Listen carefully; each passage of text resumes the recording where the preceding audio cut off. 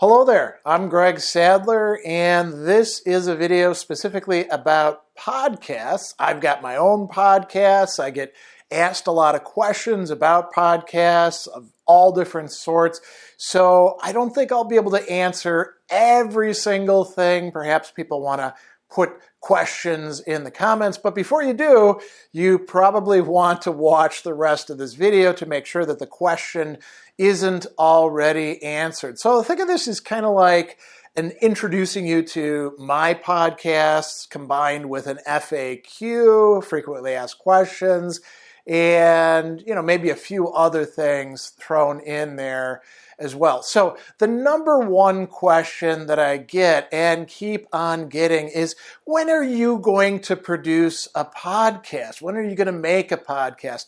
And the answer to that is, well, I'd have to have a time machine in order to start doing a podcast, because I've already got two of them, and one of them has been around for over 6 years. So super easy to find.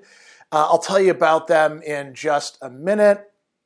But, this question, it stems, I think, from people who are interested in my videos. Most people know me from my videos, and I often get people saying things like, I want to listen to you, which is what I do with the videos anyway while I'm doing some work or I'm at the gym, and I don't want to be streaming my YouTube because it's using up whatever, my bandwidth, my minutes, or things like that. And so you can actually find a lot of my video content at this point in time converted into podcasts, and I have my own podcast as well. So let's launch into that, and then we'll talk about YouTube and talk about a few other things. So I've got two main podcasts. One of them has been around, as I said, for over 6 years. It's called the Sadler's Lectures podcast. It's hosted on Soundcloud, which is where I decided to put it back then. But you can find it on a whole bunch of platforms, usually more than I actually know about. So, of course, it's in Apple Podcasts and Amazon and Spotify and a whole bunch of others. Every once in a while, I just Google it to see where else it's showing up. So that one, pretty easy to find. There's over 1,000. I think at this point, I'm close to 1,200 episodes of that. So there's a lot of content. There's, actually on my Substack, I've got a whole page of links to all of the playlists for that. So that's one podcast, and I'll tell you a little bit more about that in just a bit. The other podcast I started this year, and it's hosted on my Substack, but the RSS feed does go out to a few other places, including Apple Podcasts, including Spotify, and I'm going to be making a concerted effort to get it out there in others as well, those that don't already draw from Apple Podcasts or Spotify or other similar places. It's called Mind and Desire, and I created it as kind of a perk for my Substack paid subscribers. So those episodes originally are locked. They're just for my paid subscribers, but then after a while, I do release them to the general public. So at this point in time, you can find, I want to say we're up to like episode 14 of free content. And I keep on producing more of these. And I did this because I wanted to do something different with podcasts than I was already doing with the Sadler's Lectures. And I wanted to provide something for my Substack supporters, something that would be more about applying philosophy to life, what's going on with me, what I think about things. So I don't actually have a podcast in the sense that a lot of people think of podcasts, where there's like a drop-down mic and there's somebody talking into it and there's somebody sitting across from them, a guest or something like that, or they do it with Zoom or pick whatever else you want. I don't have that kind of podcast, but I do have the Mind and Desire podcast and the Sadler's Lectures podcast. I should point out that there are a number of, and I'm putting these in quotes, podcasts that I have on YouTube as well that are not actual real podcasts, but what YouTube likes to call podcasts. A while back, they suggested that we take some of our playlists and we turn them into podcasts. As far as I know, they don't have RSS feeds, so they're not truly podcasts in the original sense of the term. They're using it in a very loosey-goosey, popular sense of the term. And that's okay. People can do that sort of thing. It just winds up being a little bit confusing. So, for example, Classic Metal Class, the Wisdom for Life radio show, a few other things, I think Sadler's Stories, they've all been turned into YouTube podcasts, but that just means that they're available essentially as playlists that instead of having a rectangular thumbnail, have a square thumbnail. And I don't think that they're actually doing much podcast-wise. So the real podcasts that I have are Sadler's Lectures, that's the big one, and then the new one, Mind and Desire. So I want to tell you a little bit about each of these. I don't want to make this super, super long, but maybe by telling you a bit, it'll answer some questions that you might have. Sadler's Lectures, what I do with that is I take my shorter videos and I bring them into the editing software that I use, in this case Audacity. I try to improve the sound as much as possible. I take out all the filler words like, right, those sorts of things. I take out long pauses. I take out places where I say the same word twice or the same phrase twice, which does happen to me. It's kind of a tick. And I turn it into something that's usually, a good bit shorter than the original video, which might be anywhere from like 10 to 25 minutes long.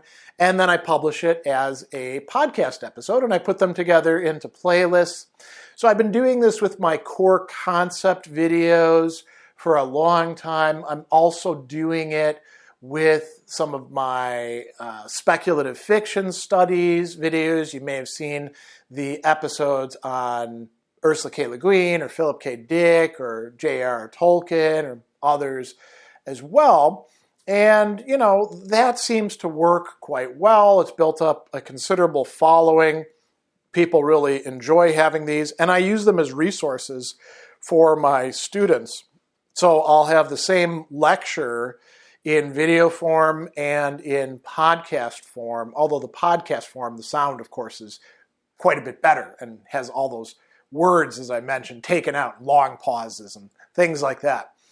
So that's the Sadler's Lectures podcast. It's got everything from pre-Socratic philosophers like Parmenides and Heraclitus, going all the way to contemporary philosophers in the present day. So, there's, as I mentioned, I think close to 1,200 episodes in that, and I put out about 20 to 30 new episodes each month in that podcast. I've got it down to kind of a routine, and people, look forward to getting those. By the way, if you want to get early releases of them, that's a perk that I offer to my Patreon supporters, and they seem to like that quite a bit. So, if you want to support me on Patreon, even at the $1 a month level, I let you get a sneak peek into the episodes before the general public does. And they cover everything from philosophy and literature to psychology and education, business and professional ethics, religion, a number of other topics as well. So that's Sadler's Lectures. Then we have Mind and Desire. And Mind and Desire, I'm publishing ideally about 2 to 4 times a month. I'd like to do it weekly if I could, and maybe down the line I'll actually get to that point. And those are shorter, anywhere from like 8 minutes to 15 minutes, I think is the longest one. And those are more about how to, apply philosophy to your life, how to study philosophy, interesting ideas that are coming from people who I'm studying or teaching, or just reflections on life from a philosophical perspective. So, this new office, I've already done 2 episodes about the experience of moving and what it's taught me. Those actually are still only available for my Substack subscribers, the paid subscribers, but they'll be released to the general public very soon. And so that's a different kind of podcast.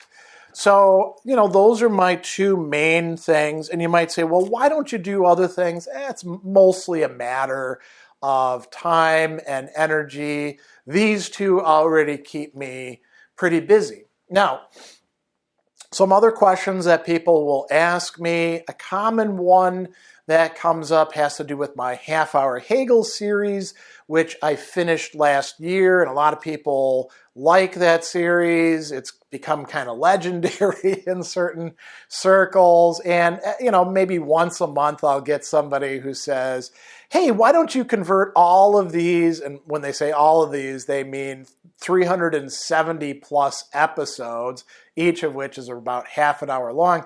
Why don't you convert these to podcast episodes? And the answer is, well, that sounds like an awful lot of work. And, if somebody wants to bankroll all that time and work, I would consider doing that. But, until somebody actually puts up the money for that, I can't see taking that amount of time from all the other things that I do, my video production, my client work, my consulting, public speaking, podcast work, writing. So that's not in the cards for right now. But if you are a wealthy benefactor who wants to throw money at a philosophy project, well, we could do that. I don't know that it would be that helpful because I was using a chalkboard as, an aid for understanding things. So I don't, Hegel is pretty tough to begin with. I don't know that a podcast of the half-hour Hegel series would be all that useful for people who want to study Hegel's phenomenology, but, that's an open question. Another question people ask is, well, hey, when are you going to do a show and pick whoever you want, where there are actually mics coming down and it's in a studio and I'm bringing on famous guests to talk about this or talk about that? And the answer is kind of similar to the half-hour Hegel one. Well, I don't have the time or the space or the money to do that right now. That could be something down the line in the future. I'm not ruling it out altogether, but it's just not something that I have the bandwidth for at the moment. It's kind of a cool idea. I like it, but that's not what I'm going to be doing. So for right now, it's just the Sadler's lectures, Mind and Desire, and then whatever podcasts are happening on YouTube. But there is one other thing that people do ask about and you might look into. So do I go on to other people's podcasts? And the answer is not only yes, I do that, but I have been doing that for close to 15 years, I'd say. And some of those are no longer available. I've learned the lesson that you really need to download the episode yourself, because if you rely on somebody else to keep their content out there, sometimes they stop supporting it and it disappears and you'll never get it back, right? And you'll never get the time back that you generously provided to go on their show. But I do pretty routinely go on to other people's podcasts, video channels, do interviews, guest appearances. Sometimes I'm on panels or things like that for various shows. And I would say I probably go on, depending on what the season is like, sometimes once a month, sometimes a couple times a month. So I actually put together a page a while back on my Substack that I'll put a link to below, where you can see all of the links to what's available still, all the guest appearances that I've done. If you want me to come onto your podcast, I'm happy to do that. I even sometimes will help people out with their first episode. I'll come on as like a special guest because that gives them a bit of, wind in their sails, you could say. And so I'm happy to do that sort of thing. I do, think that it's important, if you're going to do a podcast, to do it well. So I'm going to want to see some things on your end, but I'm not demanding about that sort of thing. And as you can guess by this video and other stuff you've seen, I'm quite a talker, and I can go over quite a range of different topics and ideas with people. I like conversation. So you want me to come on your podcast? Happy to do that. Just shoot me an email at greg@reasonio.com. That's my business email. You can also find that in my YouTube channel. Whenever you look up somebody's YouTube channel and you want to go to the information, you can click that thing that says for business inquiries. It'll give you my email. That's the best way to get a hold of me. So that's, I think, enough about podcasts. Hopefully, if you've been watching this, now you know I've got 2 of them available, lots and lots of content, lots of stuff that you can listen to, mostly oriented around philosophy, but straying over into other related fields as well, like psychology or literature, religious studies, politics, all sorts of other interesting areas. And hopefully you want to check those podcasts out. Or if you are a listener, let me say thanks for listening. And if you're a supporter, thanks for the support that you give. And we'll leave it off here. That's probably enough said.